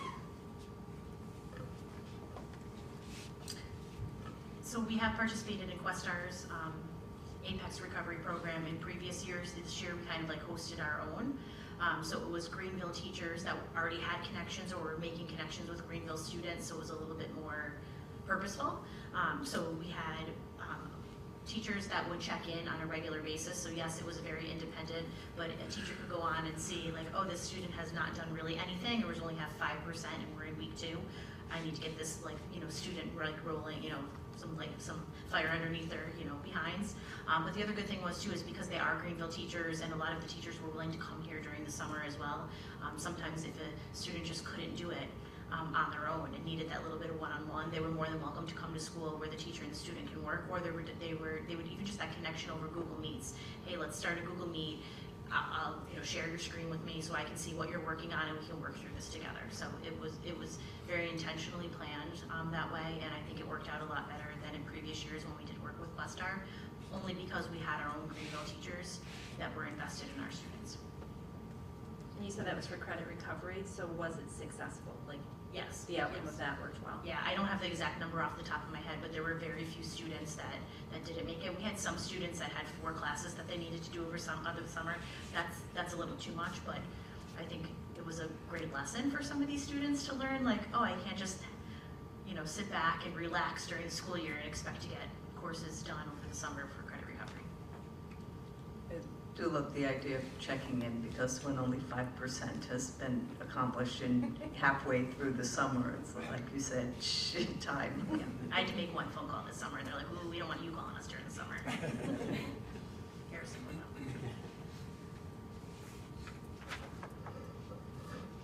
Thank you, everybody. Thank you. Thank you very much.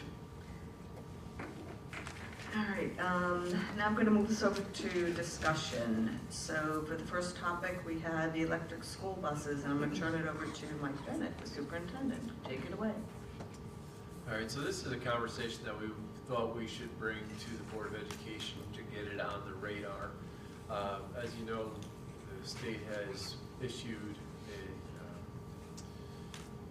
us to start to move towards electric buses. And so one of the things that they've started to do is incentivize and put out there some different grants, monies available for the purchase of these buses. We've started to sit on some of these webinars. We've brought in Mark Hanrahan, who was part of the authoring the book on how to go about starting this. And so what we wanted to do is really start to begin this process, because as we start to take a look around the district and we take a look at things that are needed, capital projects, those types of things, building the infrastructure for electric buses is going to require a lot of work, and a lot of resources, and logistically we need to begin to start to have that conversation. We've had representatives come in and work with Mary over the bus garage and the mechanics with Ken and Des to kind of start to look at what is going to be needed. And so Todd, Mary, and myself sat with Mark on a webinar. What was scheduled for an hour turned into 2 hours. Time went like that. There's a lot of information that we needed to kind of take in. And so one of the things that was suggested is there a consultant out there that we can bring in and have a conversation with us to better understand, working with a regional energy provider, working with architects, working with, just how are we going to go about doing this. So on November 17th at our Questar 3 superintendent's meeting, we are bringing in someone to kind of start to begin this conversation with the superintendents to start to talk about what does it look like, how does it being mapped out. Mark has offered his services to our Board of Education in our community, first off, and to do a kind of 30,000 foot view and a 30 to 45 minute presentation at a board meeting if the board decided they wanted to go in that direction. But what he would really like to be able to do is sit down with the board during a workshop and really begin to dive into everything a Board of Education is going to need to think about as we begin this process. Again, we've talked about some of the grants we haven't qualified for because we've done a pretty good job of replacing buses in a timely manner. And some of these are meant for buses that were 10, 12, 14 years old, and we don't keep buses that long. So what we want to do is start to bring people in, and one of the things they're pushing is buy a couple of buses now. But if we don't have the infrastructure to charge the buses, to better understand the mechanics behind it, because it would require training. The buses are heavier, we have to worry about the lifts and what potentially we need to do there. So we need a better understanding of how we're going to go about doing this and meeting the timelines of 2027 to begin this process. So I wanted to bring it to the boards so we can have make you aware of this discussion and this potential for deeper conversation around electric buses and what that will mean for Greenville. Like I said, they've come in, they've routed our routes, worked with Mary, there's a lot of data and a lot of information that would go into elevation gain, cold weather, hot weather, how much air conditioning uses. There's a lot of science that has gone into this already, but we really need to understand what that's going to mean for our replacement cycle for buses. What does it mean if we're slower than districts? Bus companies aren't going to be making diesel buses anymore, and so we are really in that in-between space, and we have to better understand what that looks like. I just gave you a real quick 5-minute take on a 2-hour conversation, but I bring it to the board for thought and for consideration at a future meeting to bring Mark in, but also to potentially over the winter have Mark come in for a longer duration and really give us an idea of where we need to go. I will also, of course, report out after our in-person superintendent's meeting in November.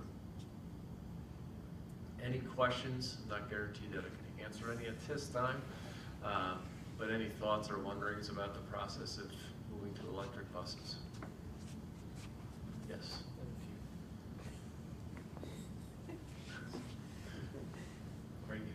They were laughing, Jay. Snickers over there. Expected you to have questions.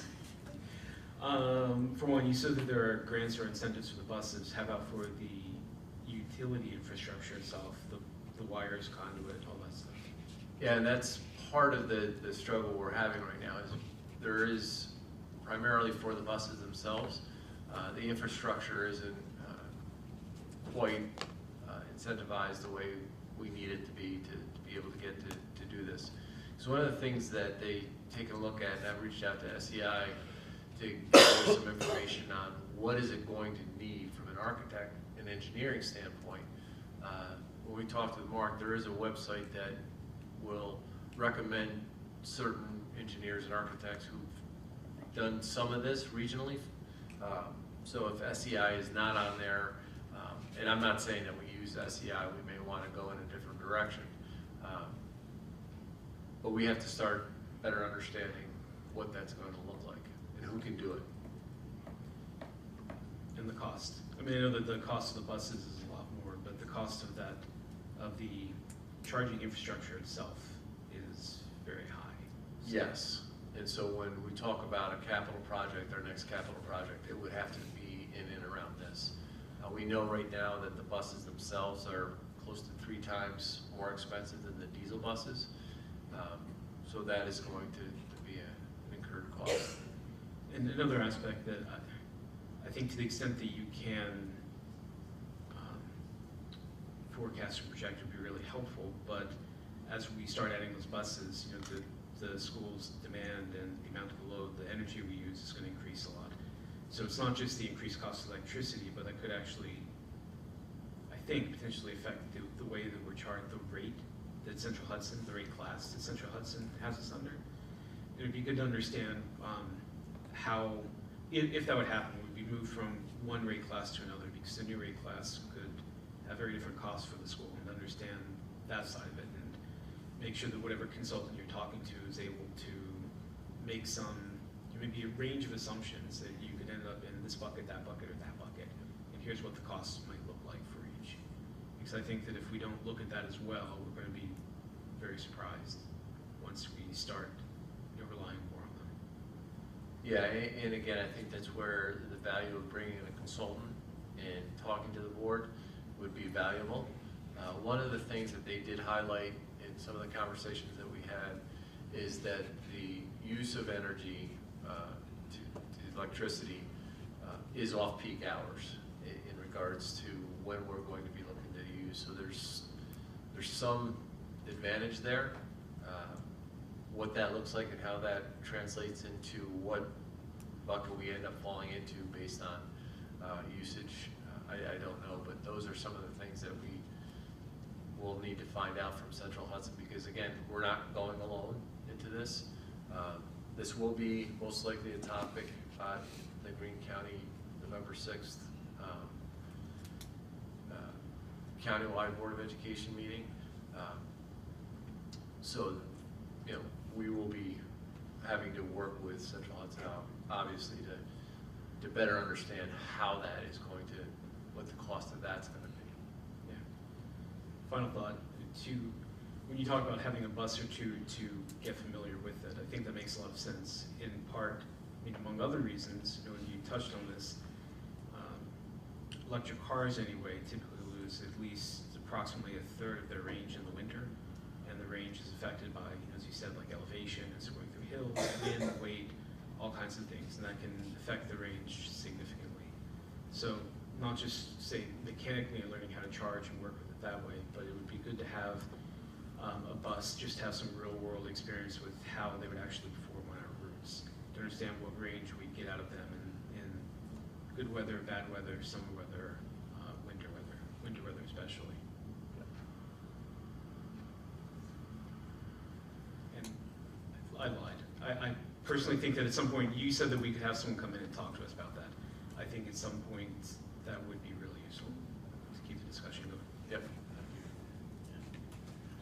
I agree with the terrain and everything changing. Are we also looking, I'm sure there's some companies also starting up, I know around capital areas and stuff where they're subcontracted out busing. So instead of changing the infrastructure, where there are companies popping up to provide busing for districts or schools, is there any options out there for that? Yes, that was one of the things that we talked about in regards to contracting out the bus services. And there are some school districts that do that. We would eventually still have to incur the cost in regards to, hiring them to do the work. But they're running into some of the same issues in regards to how are they going to build out their fleet, switch out their fleet to electric buses. From what I understand, there hasn't been any new companies that have popped up in regards to offering bus services to school districts. There is a number of bus services that are currently doing this, but they're meeting with the same challenges that we are, whether it's Saki Transport, Dunham Transport, Johnston Transport. Those are all bus companies that are going to be dealing with some of the same issues that we're dealing with. That would just mean if we're behind the 8 ball on timeframes, sometimes if that's an option, then we can straighten some things out. Maybe have the opportunity in the interim to have an opportunity to contract something out, let somebody else work out all the bugs, and then we can slide in maybe at a lower cost. I guess nothing is off the table, and the availability of that would certainly dictate where we're at with that. Thank you. One more final thought? Go for it. Thanks. This may be very premature for this, but I mean, just think ahead to, if we're in a position where essentially schools are all using electric vehicles and we have our buses taking students, athletes to other schools for events, other schools coming here, I think there's going to have to be some sort of arrangement agreement with other districts where we can charge at their facilities, they can charge here. So again, that's probably not something that you need to worry about for a while, but at some point as you're thinking through this, I think that has to start being part of the consideration. There has been a lot of conversation around that already, and just in regards to the rollouts, districts are going to do it at different times, so understanding which districts will have charging stations available if they decide to run a bus. And that's one of the questions too, is in more of a rural district like we are, having the capacity to come off of bus runs and then turn around and have buses available to take them to Taconic Hills or to Maple Hill or to wherever they're going to go. It's that fast charge and having those buses available coming off of trips up to Albany for field trips, things like that. Those are the types of things that we really have to kind of be mindful of. They recommend that you don't run a bus underneath 20% of their battery life, so that an emergency comes up and we have to exit to get everybody off the campus, and we just got back from a morning run. Some of those issues are potentially real and problematic. So there's a lot to kind of think through and better understand. And like I said, I don't have all the answers, but I got a lot of the same questions you guys have. So, Mike, this may be really premature, but has there been any discussion locally with the superintendents at like a possibility of like a shared garage or charging hub built between two districts, like maybe Carroll Durham or something, where we could not necessarily have to look at our campus for that infrastructure change? that is, I think, a great topic for the November 6th board meeting. I have not heard of any conversations like that yet. I think you start to get into cost and shared expense and some of those things that we would have to try to figure out, and availability of space to build a transportation hub somewhere. So basically what I'm hearing from everyone is everyone would like more information and kind of a recognition that 2027 is not that far away. My thought is, as we go through and we start thinking about next year's budget, then to also have a line item in there for whether it's the consultant or research that needs to be done and so forth. So as we need to start thinking about it so that when we build next year's budget, we factor it in. There's going to be a steep learning curve. The governor has basically put it back on school districts and local communities. One of the questions I have is our bond replacement cycle and what year our next one is due. I have a feeling our needs may come up before that replacement cycle, so then how do we factor that into it? Just looking at it, New York has kind of said this is where we want to be, but basically mandating to the communities that you're going to do it. So, and there will definitely be bugs to work out. When in the winter time, your battery is 50% as soon as you turn the heat on. So kids are gonna start wearing coats again on buses. I mean, you know, it's like there's gonna be learning for everyone behind it. And I think that we really should not underestimate, well, I don't think we are underestimating, but I think that, you know, we can project 80% and there'll be 20% that we haven't even thought of. So, yeah, we gotta start at some point. Agreed. All right, then let's see, Poca McCready, did I say it correctly? Absolutely. Gold Thank star you. there, Tracy. All right, woohoo. It's taken us a lot of time. If you could give us just a little bit of feedback. Yeah, about the so students. ideally, you know, Peter would be here to kind of report out on how things went. I know this year we took two groups, the 5th and the 6th graders. So I've asked Brian to host Ash to kind of give us a little bit of an update. Brian, I gotta first of all say kudos to him for organizing 2 weeks. Yeah, not Reef. I don't want anybody thanking Reef just yet. But Brian Hostash is really, he went up both weeks with both the 5th graders and the 6th graders. And the office over at Ellis with Karen and Amy really stepped up and did a lot of the logistical pieces with some help from the district office as well. So yeah, we went 2 separate weeks. We had first week, October 2nd through the 6th. We had 62 5th graders go up with 7 faculty members, 6 parents, up to the camp is just south of Lake Champlain, so it was a trip up.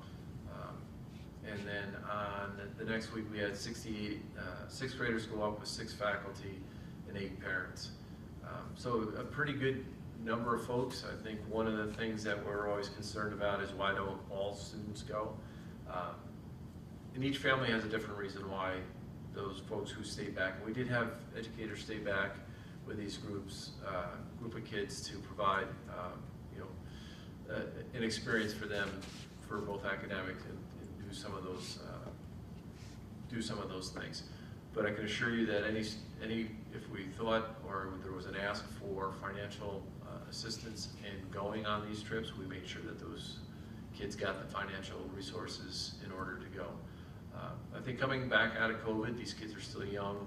To send kids up 4 or 5 days where some families thought this was the greatest thing ever to send their kids off to this. Others are a little reluctant to let go of their kids quite like that. And I was able to get over there and witness the reunion of the fifth graders when they got back, and it was really special to see. So yeah, the numbers were, not everybody went. Some of the things that they did a lot of hiking, a lot of outdoor, went up Bear Mountain for a night hike to stargaze. Rattlesnake Mountain or Sugarloaf Mountain were some of the few high peaks in the Adirondacks that they were able to see and attack.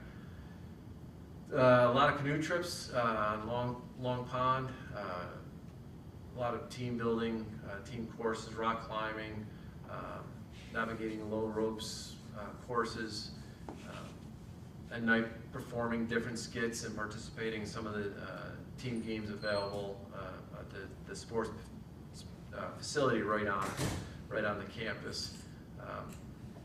You know, they were able to, we had a little hiccup on the day the 6th graders going up. Our transportation department does a very good job of making sure that buses, even contracted buses, are inspected. We were sitting in a district office meeting when we were told that one of the buses did not pass inspection. This was at 8:15 prior to pickup at 8:30, 8:45. So we called Brian as he was walking down with the sixth graders. We were able to get a hold of the bus garage, and they sent back their driver, got a new bus. Thankfully, that bus was able to pass inspection, and everybody went up a little bit later, about 30 minutes later than planned. But again, just being able to be flexible with things proved to be fantastic. So the first week with the fifth graders, they got some warmer weather. That was during some of the 70s and 80s, even up there. A little bit more seasonable for our sixth graders, closer to the 50s and 60s. So, but all in all, I think a great experience for our kids, and it's always nice. We got to recognize that a lot of these kids won't get these opportunities to do some of these things. So for Greenville to provide an opportunity a little different from Nature's Classroom, but still a wonderful opportunity to expose our kids to different things. And I think as the dust settles a little bit, we have a chance to kind of circle the wagons and see, start planning for next year. We'll use feedback from the folks that went up there, and but all in all, a well worth it trip. So I would just like to thank transportation for kind of going the extra mile and not just assuming that, oh, well, the other company has handled it. So it just warms my heart, and I'm very, very appreciative of that. I will make sure that Mary and her crew get that message, because again, it's our kids, and it's important that we put our eyes on there, keep our kids safe.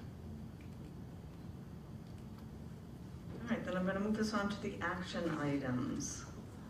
All right, I need a motion to approve the minutes from the business meeting of September 18th, 2023. Jim and Jay? Okay, any discussion? All in favor?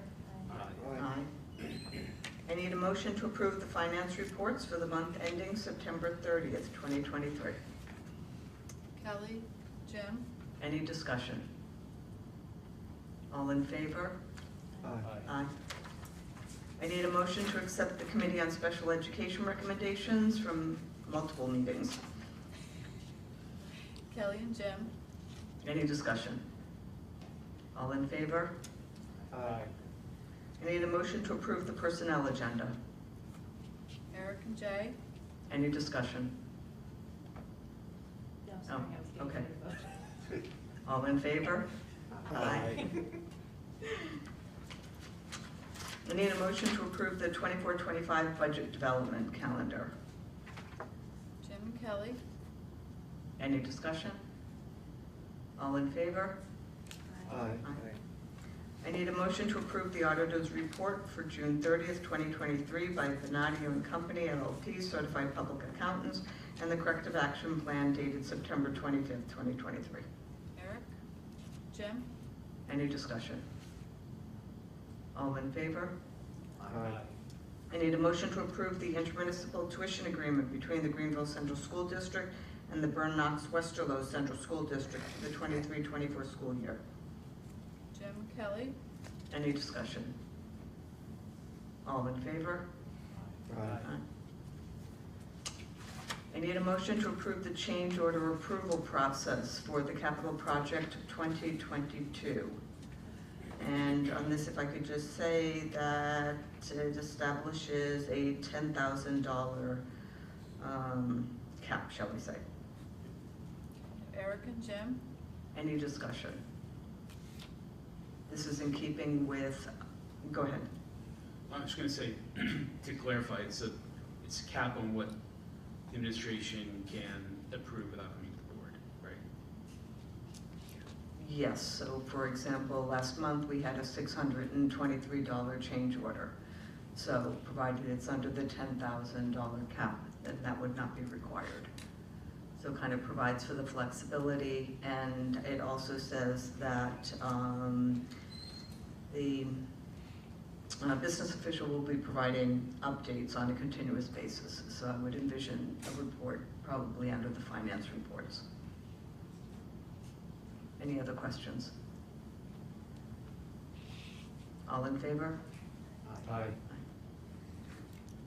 I need a motion to approve the change order credits for the Mid-State Industries for the project outdoor classroom development and renovations. And these are 2 credits, one in the amount of $8,313.40 and the other one for $2,000. Jim, Eric? Any discussion? All in favor? Aye. Aye. I need a motion to approve Harrison Boyce as a student BOE member for the 23-24 school year. Jay, Eric? Kelly wanted out. Oh, you want that? We all love you, that's why. Any discussion? All in favor? Thank you for that. Absolutely, it's official. I need a motion to accept the donation for the Greenville Elementary PTA for $250 for Pokey McCready trip. Jay and Kelly? Any discussion? All in favor? Aye. I need a motion to accept the donation to the Greenville Central School District from the Greene County Legislature to the Scott Ellis Elementary School for $1,000 towards the Spartan Strong Character Education Program. Jim, Kelly? Any discussion? All in favor? Aye.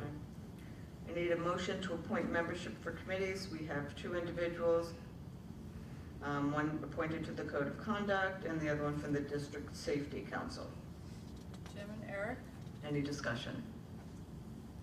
Do we still have openings on the different committees? Yes. It's just a yes or no? Yes. Yes, okay. So I think people can, there's a clickable link on there that people can look. So if anyone is interested, then please contact, right, Daphne Pearson. Okay. Any other discussion, questions? All in favor? Aye. Aye. I need a motion to approve the surplus items. Eric and Jay? Any discussion? All in favor? Aye. All right.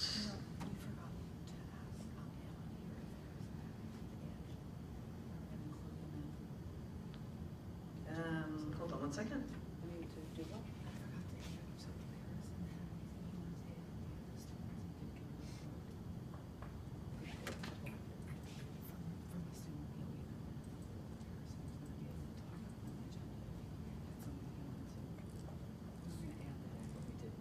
Okay, all right. Just not sure where it would go.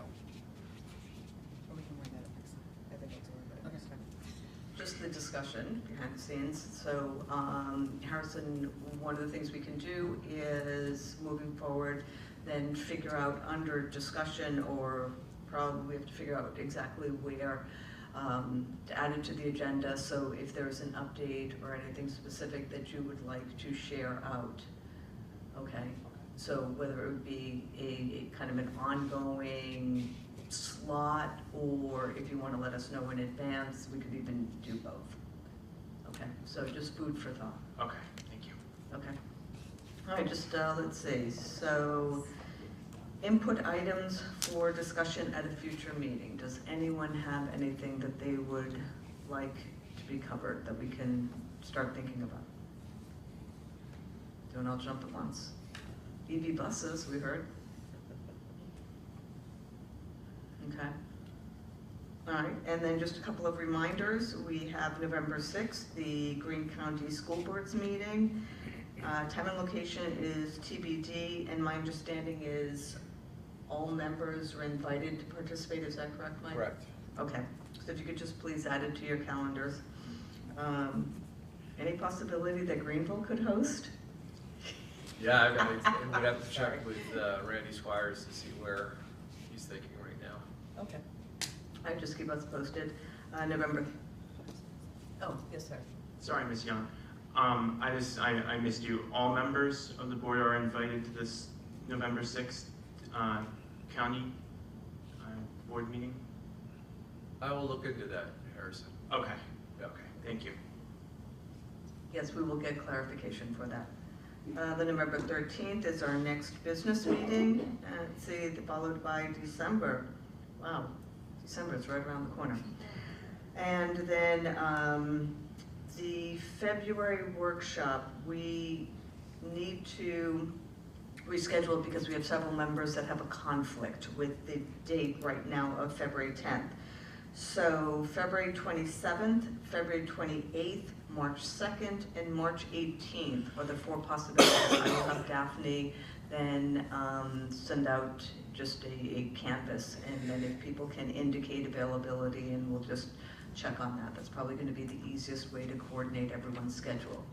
But right now, the February 10th will be moved. Okay? I think that's it as far as reminders. Then the closing open forum. Then please note the same guidelines apply as stated during the first open forum. Is there anyone that would like to speak?